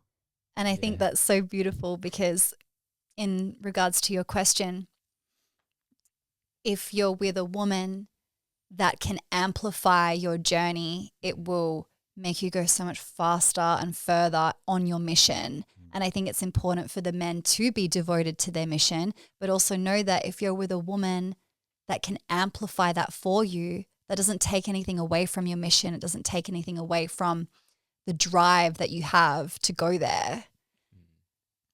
I always think who for? Like, people are making all this money, right? It's probably their number one value, right? Or one of the high values, sure, yeah.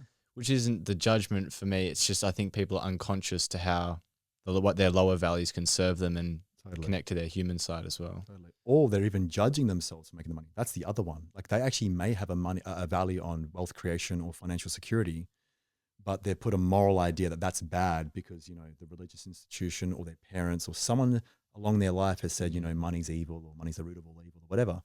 And they could be doing something that's actually deeply important, which is making money. There's no issue with that. You know, learning to transcend the good and evil of money is one of the most powerful things you can do.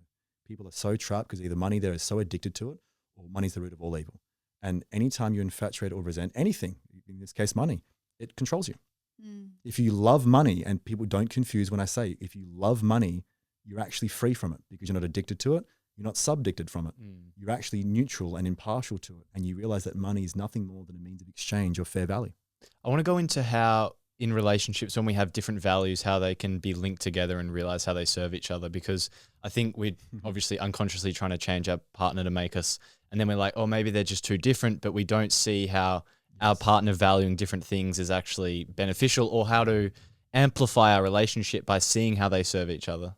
Can I take this one just because this is what I do? So again, there's a natural tendency because of your search image that when you're looking for a mate, you're looking for someone like you. But because the universe is much wiser than our human mind, you do get that at 50% because like attracts like, similars attract, but you also attract your disowned parts, which is the things that are the complete opposite. That's why you usually end up marrying someone who's completely the opposite to yin yang, right? So opposites attract, but like attracts like as well. You get both. You get the pair. And if you cannot see how your partner's set of values, essentially who they are, the expression of themselves, is not serving you in terms of how you feel fulfilled, and fulfilled meaning how they're going to challenge and support you. Because most people think when they're different, it's just challenge, challenge, challenge. So that's when, again, they get resentful and they devalue their partner. They try to fix it. I need you to be this for me, and you know, all the drama. And so I jokingly not joke with people. I say, if you want the most powerful thing, the most powerful fuel, the most powerful drug, whatever you want to call it, the most powerful exercise is to link your values and do it every single year. Screw renewing your vows. That's sometimes lip service. I mean, if you want to do that, that's great. But I think sometimes it's a lot of the things are lip service in relationship. If you want genuine neuroplastic changes in the brain and genuine heart-opening experiences, link your values. And let me just give us a very, very practical exercise to the listeners. Know what your values are and write the top 3 down. It could be kids, you know, business, but be specific, what part of the business, and travel. And then your partner's 3, you know, something. If you don't know what your partner's values are, you don't know who you're dating. I've had people get on with 10-year plus relationships, and I just ask them nonchalant. I kind of set them up. And I go, by the way, what are your partner's top 3 values? And they go, I don't know. What are your top? Can you guys do each other's top 3? Yeah. You know them already? Yeah, I think mine have changed a little bit recently. I have since Crown. Well, Crown was a good. Yeah. Remember how you had health and wellness in the second? Yes. Yeah, it's good because our values are actually very similar. Yeah. My highest value. Hey, no, mine. Oh, yours. Yeah. So basically, the test was. The test was, do you know each other? He's putting you on the spot, baby. Yes, I know. Coaching and facilitation is his first one, of course. And then his second one is health and wellness. And then his third one is money mastery. Business and finance. Business and finance. But money's in the third Money's one? in the third, yeah. Yeah. Well, it could be arguably be 4th, but. Yeah. And then am I 4th, or was there something else You're there? 5. I think we were 5 or 6. We had this funny joke because we were going up and down the ranks. We're like, oh, I'm not in the top 3. It's like how ironic that we like love each other so deeply, but we're not attached. So We're actually not each other's highest value. Yeah. We're both, I think Mitch is my 5th. Yeah, and there's actually so much power in, I think, just saying that right now for the listeners too. But yeah, that's pretty much it. Yeah, what was your 4th though? Well, I could argue business development, then it's finance, then it's you. Oh, okay, 5, yes, yeah. yes. And Jade's is kind of the same thing because she's really had a change of values. She went through a bit of a winter, and she's now really coming to this teacher. It's really inspiring her to teach. And then second is health and wellness. Actually, at the moment, it's healing. It's not necessarily health. It's like healing. It's almost competing for first because like her life right now is revolving literally around healing her body. And it's been really inspiring to watch. And then third is, of course, her business. She's got Temple of Eros. She's got a jewelry business. She's got her thingy. And it's kind of like just having the business and working in it. And then money, and that's almost again on par, money mastery and financial literacy. And then I'm 5th. So we've almost got very similar values, but also how we do them is very different. This is the thing. It's not like we just have the same values because you can have kids as number 1, but how you parent is vastly different. So that's where you'll see the differences. So that answers your question of we put you on the spot, knowing each other's values. And just to come back to the linking exercise now is, and then I'm going to come back to the whole idea of being 5th, is you take your top 3 because really who you're dating is the highest. Your identity revolves around your highest. Like I'm a facilitator and a teacher. If you said Mitch the mechanic, I'd go, that's not me. Jayde the singer, she can sing, but she's pretty beautiful. But she's not a singer. Jayde the gardener, it's like not her. Jayde the nurse. Like we define ourselves by our highest values. So for everyone listening, really just look at your partner and go, how would they identify themselves? Who do they actually define themselves as? And you're going to immediately know. So you take the top 3 values because 2 and 3 still account. Put them on one side of a piece of paper. Put your partner's values on the other side of the piece of paper. So you can see there's the 6 values, 2 and 3 and 3. And then you're asking, how is my highest value being served by their highest value? Well, really the better question is, how is their highest value helping me fulfill and serve my highest value? Because if you can't see it, you're going to be resentful. You're going to be distant. And you're doing at least 20 links, 20 reasons, 20 blessings, 20 gifts. How is the expression of them, the literal expression of who they are in their highest value, the highest, most expressed self, helping me fulfill my highest value? And link. What you're quite literally doing is forming these what's called neuroplastic links in the brain. And when there's like a disconnect, you feel separate from someone, you're all of a sudden getting the brain and the fibers and you're creating these new neural pathways. And now you see it. Your brain will register, wow, I have so much gratitude and appreciation for this individual and the role that they play in my life by virtue of doing that. Because if you don't, you're going to go, oh man, I wish they were like this, right? The fantasy and then living out the nightmare. You know, I wish my man was into personal development, or I get that quite a bit. I wish he was like this. I wish she was like this. And then the wish becomes the nightmare, or the fantasy becomes the nightmare, as you know, because that's not who they are. You're going to undermine the relationship. They're not going to feel appreciated. You now guys are going to erode it. You know, the trust, the talk, the respect, all that. So linking values is, and I'm hoping everyone's listening to this, it is by far the most powerful exercise you can do. I've seen marriages saved, and I've seen the sex and the intimacy and the fulfillment and the inspiration and the vitality of the union profoundly grow. I've literally seen people's lives change in an instant from that day forth, the moment they could all appreciate and now finally see how their partner's differences were helping them fulfill their own values. It's crazy because nothing's changed. That's it. It's Nothing just the way has you see changed. life. It's Again, the perception. It's the perception. Perception. It's not what's out there. It's not them. It's them relative to you and how you perceive them. Yeah. And if you change how you perceive, then you change the way you feel about them and then the way that you act. Because I think there's this big idea in relationships that it's always going to require more doing, more action, more, rather than changing the way we perceive what's already been done and what we have available to us right now. And that's like having the handbrake up and then trying to push the accelerator down harder. And it's like, just take the handbrake off. And taking the handbrake off is all the resistance you have about trying to fix and change them. There's a mechanic coming out of you. That's the mechanic. So gotcha. Hey. And coming into appreciation and gratitude for the other that can be illuminated through those values. Yeah. Everyone that's out there that's listening, that's either in relationship or can reflect on that handbrake you feel, that resistance, by virtue of not seeing how your partner is helping you fulfill your life, your value system. That's your handbrake. So you will be driving your car, the relationship, with that sense of resistance and feel like you're having to force it. There's like this, I've got to really push, but there's something dragging me back. Well, that's your handbrake off, is linking values. Now, just to come back real quick, if you don't mind, to the idea that we're actually fifth on our, which is so hilarious, because when people look at that, oh my God, that they're so into each other, like people would look at us on dates and think we're on our like 4th date. Like, you know, it's nuts. And what's interesting is that, again, you want to match, because if you've got someone that's 1 on the relationship, that's the most important thing, but you're 5 to them, you're not going to feel there's a mismatch. Your values aren't aligned. In that way, you probably want a similar emphasis on the relationship, because we don't actually live together. We're eventually moving in next year. But we're okay with seeing each other once or twice a week. In fact, we love it because we have our mission, we have our other values, and we're so appreciative of that.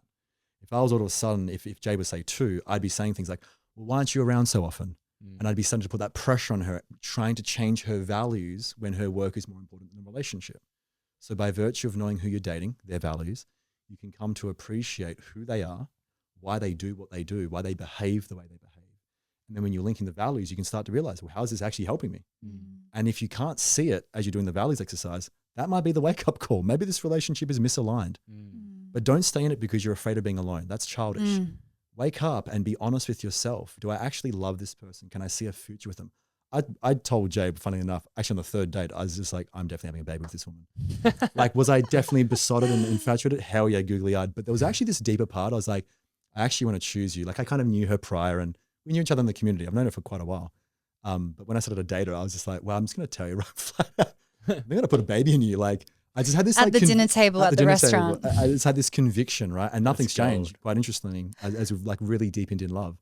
It's definitely more moderated, but it's deepened. And you asked the question before about if you're so free, like what's to stop you just going off? It's because, again, we communicate. And can you see a vision? Are you actually inspired by the relationship? Your union, any relationship, a friendship, a business relationship, when 2 people in business are inspired, they'll see a business vision. When 2 friends are inspired, they'll have a friendship vision. And if 2 lovers are inspired, you'll have that conviction and certainty and inspiration that fuels your relationship for the vision. I've literally been in tears seeing Jayde birth my child.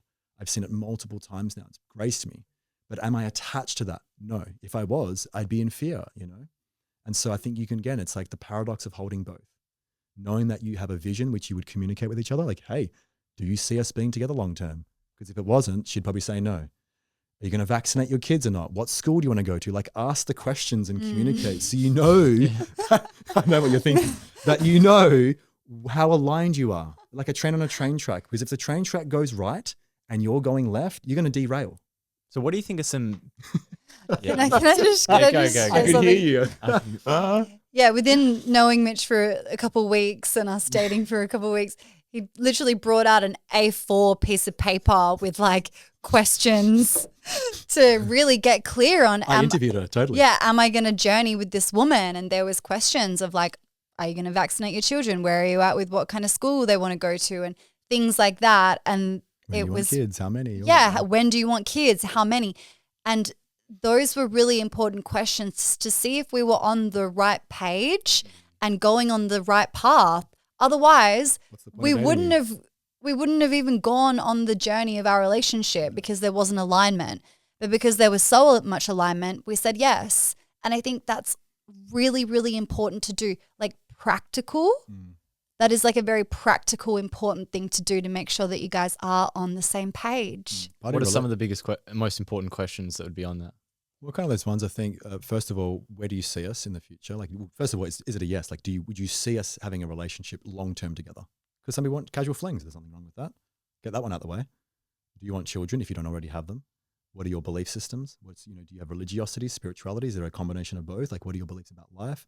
What are your political values? Things about vaccination? How do you want to school your children if you're having that conversation? Just most people know the basics. And then you get like contextual and a bit nuanced depending on which culture you come from and what kind of things are in your country. Do you believe in aliens? Hell yeah. Hell yeah. Hell yeah. For me, mathematically, it's almost impossible to think of that. Yeah, true. And we'll call it aliens, but life. Yeah. Organic life. For me, what was really important was where are you with vaccinations? Well, first it was, are you vaxxed? Did you get the COVID vax? And I was a no. That was a litmus test. That's actually how we met. Yeah. We were sharing anti-vax memes. Oh God. Anyway, let's not get political. No, we're not getting political, but that was actually really important to me. Totally. Was Mitch vaxxed? Yeah. Yeah, vaxxed through COVID, and was I? No. Okay, great. That's like a non-negotiable for me. And then it was, are you going to vaccinate your children? No. That was also really important to me. And then it was, when do you want to have kids? And for me, when we met, it was like, oh, in like 5 years. And that was really important for me to know that Mitch was also on the same page, because if he wanted to have kids in the next year or two, that was a no for me. I got a good question though. When we're answering these and we're quote unquote qualifying our partner, what happens if we dismiss someone because they're here to teach us a lesson and we are unaware of the lesson they're meant to teach us, and then we run away from that opportunity because we've decided they're not aligned with us? I'd let life teach you. No matter what choice you make, that's the great thing. You can't screw it up. Life's going to teach you other way. Because if it's not them, it's going to be the next person. Oh, screw you, D Martini. I say, as you know, I say there are no mistakes. There's just takes. The only reason you think it's a mistake is because you have a fantasy of what you think it should have been. Now you got to regret.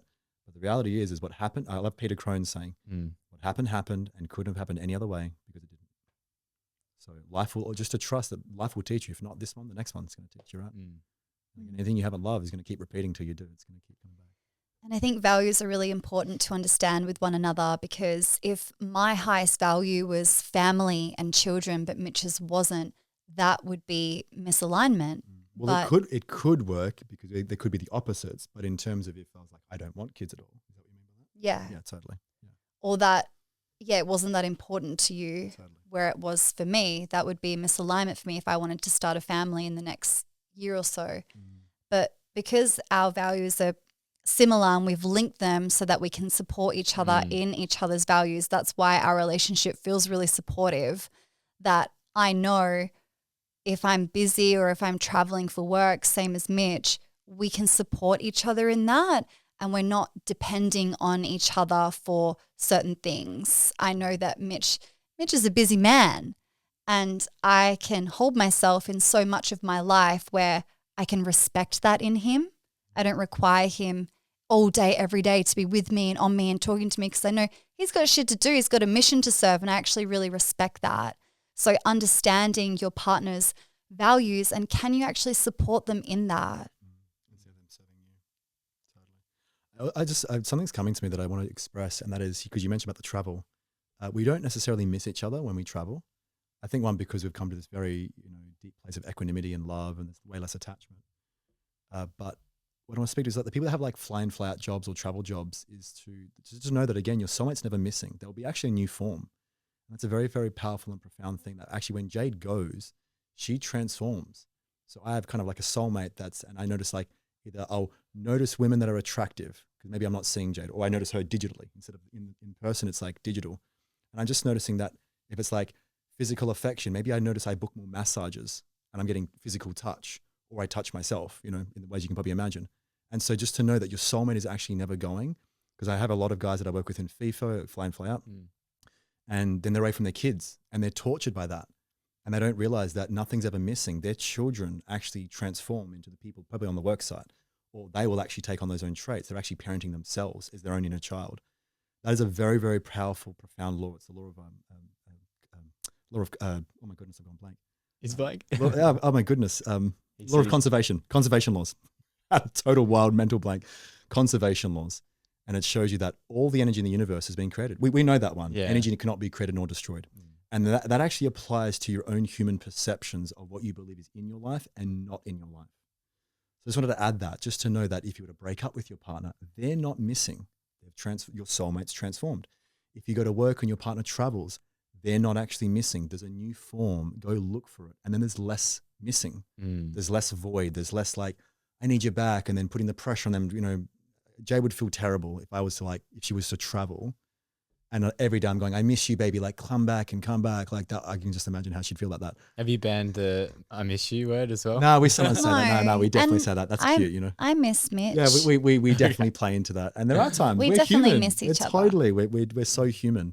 And those parts we miss are the parts we're infatuated with. Like, again, like nothing's ever actually missing from your relationship in that sense too. You're going to have your attachments and things that you're detached from.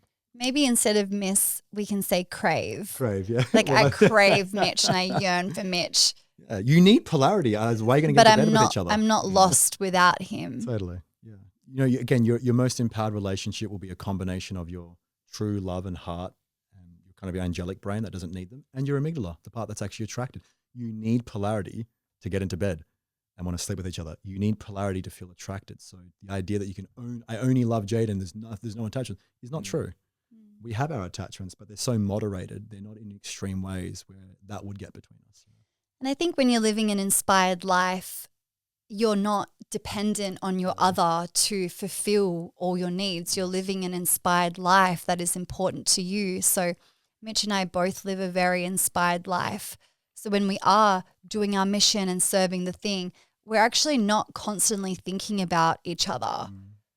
And so when we do come together, it's even more special and potent because we can be and really give our relationship the respect and the energy that it deserves. Yes. And even just one quick note I think might be powerful for the women and the men is also to learn how to even channel I guess channel, that's probably the word, your sexual energy, like your life force. You know, when we're together, there's more sexual energy between us. And then when we're away, it's actually learn how to channel that into your creative force, like your mission, what you're creating, what you're very important. what you're producing, what you're inspired to do.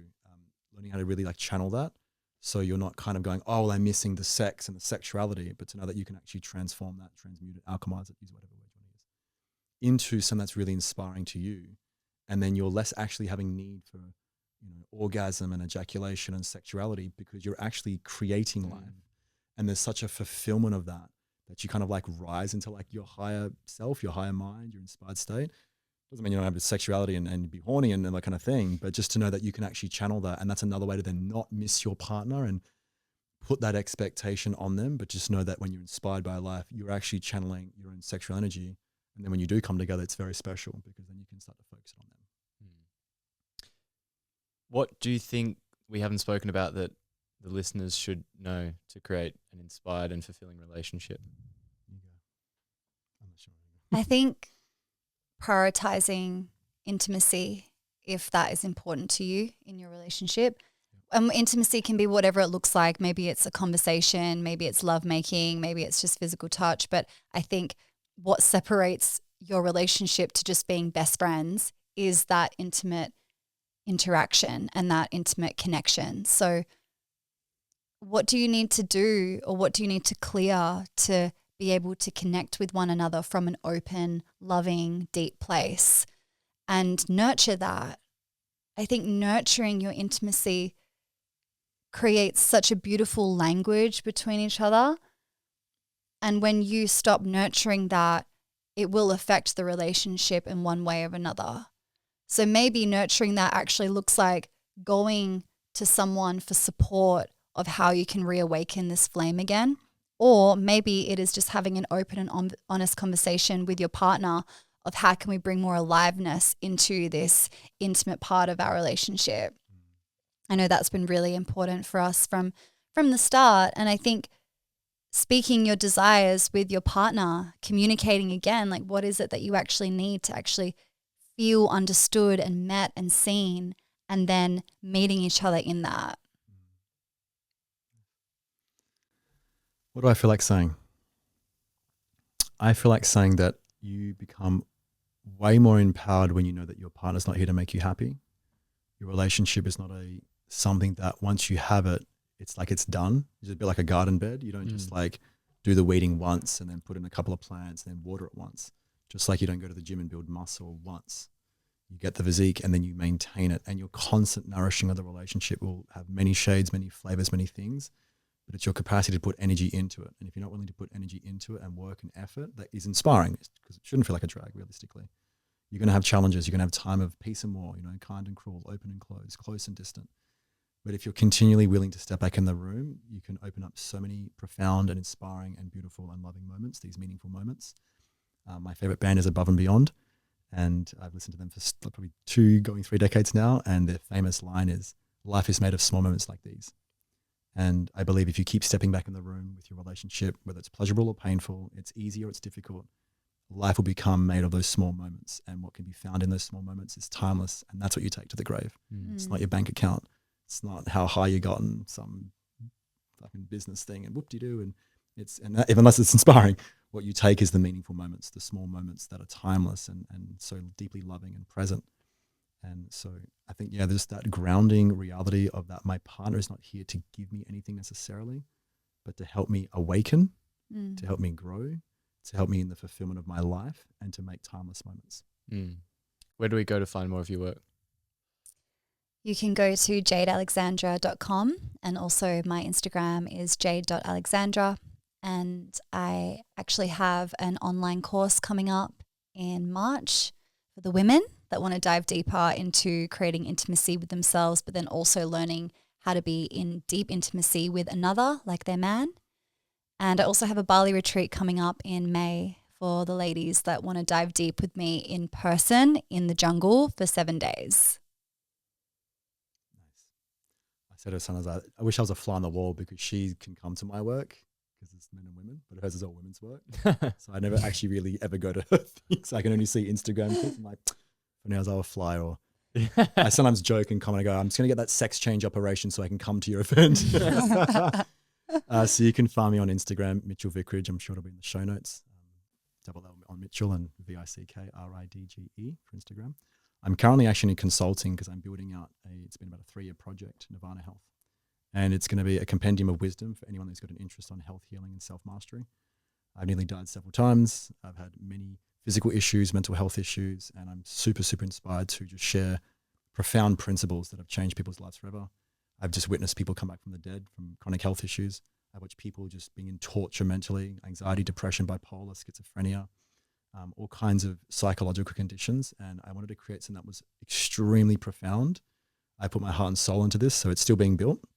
And I've got about 6 months left. So by about June this year, that will be launched. It's a community membership, and it's going to be less than a cup of coffee a day. You're going to have access to over 100 hours of content and just from some of the greatest teachers on the planet that have lived and in all areas of life. So if you have troubles in your relationships, I wanted something that's truly holistic. Because like you can get your relationship together, but then you've got like an arthritic knee or you've got an arthritic knee, but your relationship's falling apart or your finances are falling apart. I wanted something that was truly, truly holistic. And basically everything that I've journeyed in my life that's helped me and empower my life, I share. And I do it in the most, I guess, simple, easy to understand and digestible way. So the average person can really understand it and then apply it to their life. So they feel capable, they feel confident, they feel empowered. No matter what's going on in their life, they can basically surf, the calm waters, the chaotic waters, and they feel empowered. So that's coming. For now, I consult privately. You can find me on Instagram and I'd love to connect. Awesome. Jayde, Mitch, thanks for coming on the show. And yeah, I think what you're doing both individually is amazing, but I guess just the template of a relationship that you've shown is amazing. And it was an awesome episode. It was so cool to dive into all of it. I'm sure there'll be a part 2 eventually, but thanks for coming on the show. Thank you so much for having us. Thank you. Thank you for listening to the episode. I hope you got a ton of value out of our guest today. Now, if you enjoyed that episode, don't forget to click the follow button on Spotify and also click the 3 dots and click rate show. Makes a massive difference in helping grow the show and bring on even bigger guests. And also, if you're on YouTube, don't forget to hit the subscribe button. It does make a massive difference. So thank you, and I'll see you in the next one.